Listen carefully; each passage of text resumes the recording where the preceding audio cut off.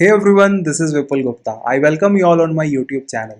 So guys, in today's video, I'll be talking about a very important concept in SQL. So guys, being a data science professional and an interviewer for so many years, I have observed many candidates are aware how to write an SQL query, but most of them are not aware how to write an optimized SQL query, right? So guys, it is going to be the topic of our today's discussion, and I'll be talking about how the actual query, how the actual SQL query works at the backend, right? So guys, once we are aware of this concept, we'll be able to write an optimized SQL query. And also, if a pre-written SQL query is not working, so you'll be able to debug the same by using this concept, right? And most importantly, if you are appearing for any data science role interview, so there are high chances that you will be asked a question around this concept, right? So guys, what can happen? So basically, the interviewer either can ask you directly, hey man, can you please tell me how the query works, right? Or maybe he can give you some SQL query and ask you, hey, can you please optimize this query? Or maybe he can share you some query and may ask you, hey, can you please tell me whether this query will work or not, right? And if not, what is the reason behind that? So guys, we'll be discussing all these things in today's video, right? But before proceeding further, do not forget to hit the subscribe button so that you don't miss any update regarding my upcoming videos, right? Now, without any further delay, let's get started. Alright, so guys, now before proceeding further to understand how the SQL components are being processed by the SQL engine, first of all, let us understand the typical SQL query and let us understand the various components that or keywords that we use while writing an SQL query first, right? Alright, so guys, on the screen you can see this is a typical SQL query, right? So first of all, we have the select keyword, right? So this is the select keyword that we have. It is followed by distinct. So basically, by using the select keyword, we are giving a command to the SQL engine that, hey, from this particular table, I want to select these many columns, right? And by using the distinct keyword, what we are doing, we are giving a command that, hey, I just want the distinct records. If there is any duplicacy, so remove those records, right? And after that, we are using the from keyword. So basically, from keyword is something that we use to tell the SQL engine that, hey, I want the data from this specific data table, right?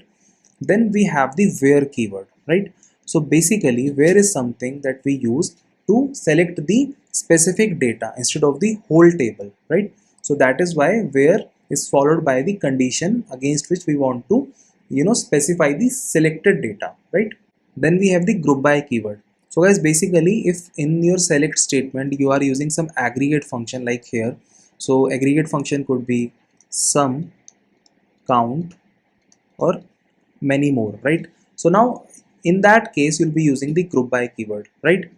And suppose once you group your data corresponding to a specific column and you will be calculating some values, for example sum or count, and suppose on that specific value you want to apply some condition or you want to filter the records on the basis of this particular condition, then you can use having keyword, right? And guys, once we have the data, we have selected the data, we can use this order by keyword to sort our data corresponding to a particular column or multiple columns, right? So guys, now we have selected the data and we have sorted the data, right? But on the screen you just want to show only some specific count of records, so in that case we can use limit, right, followed by the number of rows we want to show on the SQL server interface, right? So guys, this is how a typical SQL query looks like, right? And if you want to use these keywords, you have to follow this specific sequence while writing a particular SQL query, right? So guys, this is the sequence that we humans follow while writing an SQL query to be executed by the SQL engine. But do you know this is not the exact order in which an SQL engine executes a particular SQL query, right? So let us understand that which specific components are executed in which order, right? Alright, so guys, when we write an SQL query and it gets executed by the SQL engine, so the first components that gets executed is from, right? Alright, so guys, when we execute a particular SQL query, the SQL engine first of all looks for this keyword from, right? And after that we'll be providing some table name, right? So basically the SQL engine will pick that particular table name go to that specific table and then perform the other steps, right? So guys, this is the first step in the query execution order. So basically SQL engine looks for the name of the table, right? So guys, this is about the case where we are just using one table, right? But suppose we are using a join, right? And under that join we are using three different tables. So in that case, which part will be executed first? So guys, in that particular scenario, first of all, the join will work, right? First of all, basically suppose we are joining three different tables on some different condition. So first of all, that specific component or that specific part of the query will be executed first, right? Alright, so guys, once the SQL engine has selected the data or the output of the joins of multiple tables, then after that it will look for the where keyword, right? So basically where keyword is used for the filtering of the data, right? So if we have provided any where condition, right, then it will be executed at the number 2. Let me write the numbers, number 1, number 2, right? Now moving further, so third component that will get executed by the SQL engine is group by, right? So basically if you are performing any aggregation, right, so that is the third thing that will get executed, right? For example, you are writing an SQL query to calculate the total number of employees in a particular department. So what can happen? So basically SQL engine will create the groups on the basis of the column that you have provided. For example, in this example, the department will be the group level, right? And corresponding to that particular group, it will do the rest of the calculations, right? So guys, once we are done with the first three steps, the fourth step that will be executed is having. So guys, once we have the grouping done or the aggregation done, and suppose you want to apply any filter, for example, I just want to select those departments where the employee count is greater than 10. So in that case, having will be used, right? So this is the fourth step that will be executed by the SQL engine, right? Alright, so guys, now till these four steps, what has happened? So basically the SQL engine has selected the table or the data set or the output of joining of multiple tables, right? And after that it has selected the specific rows on the basis of the where condition, right? And moving further, if any aggregation or grouping is required, it is being done in the third step, right? And after we have grouped our data and suppose we want to apply some any additional filtration on the basis of those groups, we can use having condition, right? So these are the four steps that has been executed in the first, right? So now all these things has been done at the row level, right? But in the next step, that is the fifth step, what we are doing, we are specifically selecting the column that we want to show in the final output, right? So that is the fifth part that we are doing here. All right. So guys, now the SQL engine has selected the data from those particular columns, and before that it has already filtered out the undesired records, right? So this has been done till 5 steps.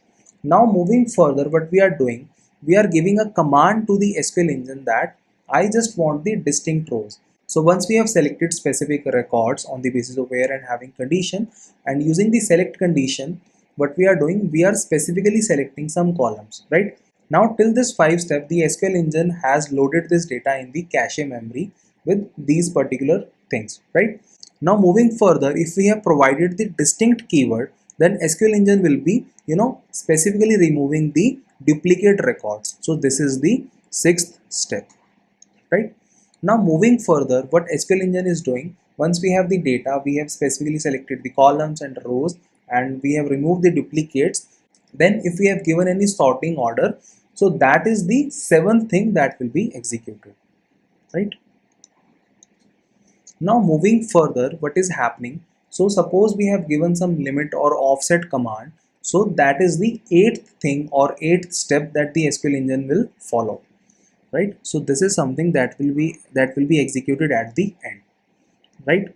So guys, these are the 8 steps which are involved in the query execution, right? So guys, you can think of this concept equivalent to the BODMAS rule that we used to study in the mathematics. So basically, like every mathematical expression has to follow this particular order. Similarly, if you are writing an SQL query, so it will be following this specific order that we have just discussed, right? So guys, this is about the first type of question that the interviewer can ask you. So basically he can ask you directly, hey man, can you please tell me the query execution order or query execution steps in SQL, right? So guys, now let's move ahead and talk about one more variation of a question that could be asked around this particular concept in SQL, right? So for that, we need to go to the MySQL server. Alright, so guys, now we're at the SQL Server Management Studio and I have written few SQL queries for you guys. So what we are going to do, we'll be exploring and we'll be executing all these queries one by one, and we'll be seeing which of them are being able to be executed and which are not, right?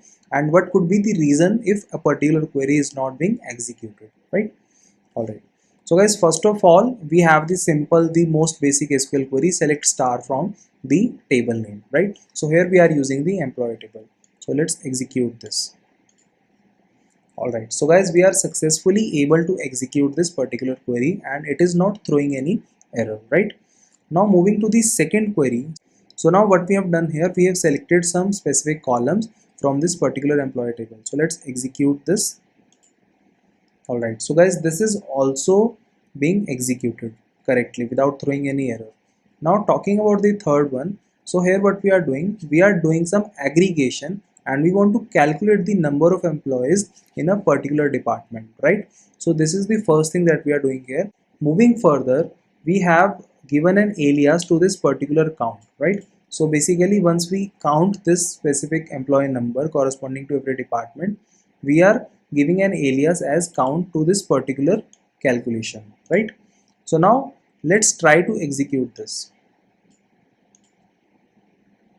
Alright, so guys, now on the screen you can see this particular query is not working and it is throwing an error.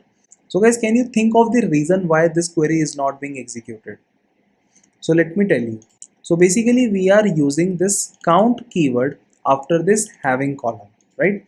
And this count column is not a pre-existing column in this employee table, right? This is something that we have defined here, right? So what we have done, we have counted the number of employees and given an alias as CNT to this particular column, right? And if you look at the query execution steps, you will find that having is something that will be executed at the fourth step and before select statement, right? So when having is looking for this specific CNT column, it does not exist because it is something that will be executed or being, created in the next step, that is the select step. So guys, let me take you to the query execution steps once again. So guys, on the screen you can see that this having keyword is being executed before the select statement, right? Because this is the query execution order, right? That is why our query is not working and it is throwing an error, right? Alright, so now moving further, let's talk about one more query. So guys, here what we are doing, we want to select the employee number, the salary, and then we are creating an additional column by the name updated salary, right? So updated salary has a calculation that salary into 1.2, right? So now let's try to execute this. Alright, so guys, now we are successfully able to execute this query and this query is working fine, right? Now moving further, if you look at this particular query, let's try if we can execute this. Alright, so guys, as expected, this particular query is throwing an error. Reason being, in the where condition, we are using this updated salary column. But where condition is something that is executed at the second step, right? Whereas this updated salary column is something that we are defining in the select statement, and the select statement will be executed at the fifth step, right? So guys, that is why this particular query will not get executed, right? So guys, these are few questions that an interviewer can ask you in the interview to test your understanding of the query execution order, right? So guys, thank you for watching this video. I hope you like it. In case you have any suggestion, any doubt, do let us know in the comment section below. Also, do not forget to hit the like button and do share this video with your friends and colleagues who are working on their SQL preparation. Also, if you have any complex SQL interview preparation question, do let us know in the comment section below. I'll definitely make a video on that. And do not forget to hit the subscribe button so that you don't miss any update regarding my upcoming videos. So guys, thank you for watching this video. Keep learning, keep growing.